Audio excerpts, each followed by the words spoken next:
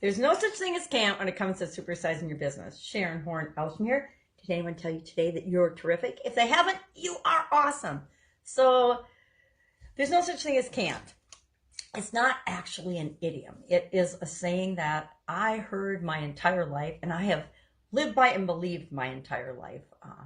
My dad, one of his most famous sayings before he passed away in 2015 was, "There's no such thing as can't." And he would say repeatedly, whenever my sisters and I grew up in a family of all girls, and so my dad was sorely outnumbered, but he would encourage us to figure things out, to work hard, to do things until we actually succeeded or achieved what we wanted with them. And it's one of the best lessons that he's ever taught me, for sure, and I would suspect my sisters as well, because we learn to be resilient, we learn to be consistent, we learn to keep trying until we figure things out, we learn to solve problems and make things work out for us. So my question for you today is, and I'm going to share a bunch of can't idioms, because there are a lot of idioms that have the word can't in it.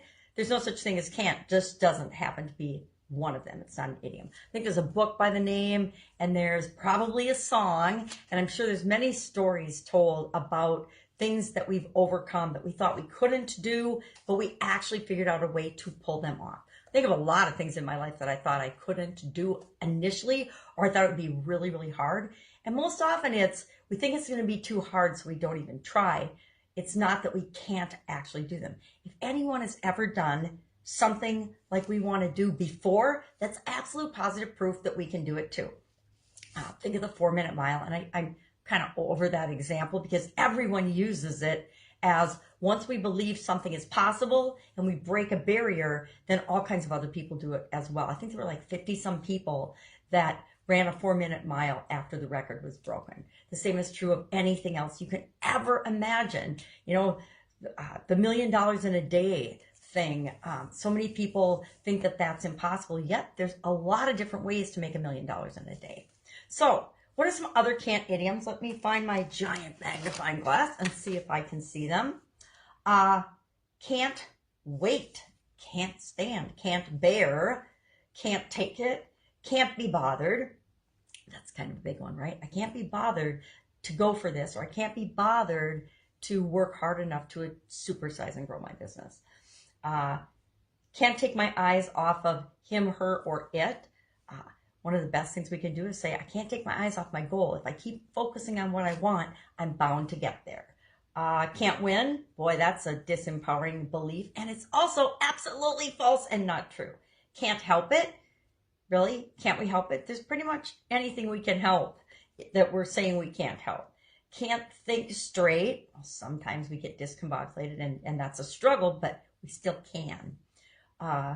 Can't hear myself think. Okay, I may be guilty of saying some of these throughout my lifetime. Can't for the life of me. That's a pretty fun one. Can't get you out of my mind or my head. Definitely thought that before. Can't get enough of something or someone. Can't resist. Can't get enough of something or someone. I can't read the rest of them. Anyway, there's a whole list of them. There's a whole slew of things. Plus, we always, as human beings, think of things that we can't do, right?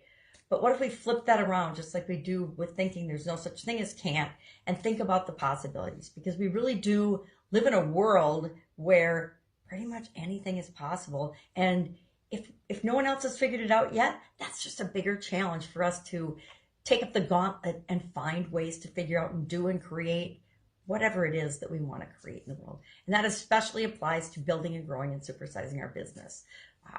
I remember thinking in a couple of my businesses over the decades that, geez, this business is just small and it's just going to stay small. And I was telling myself that I can't grow this business. It won't grow.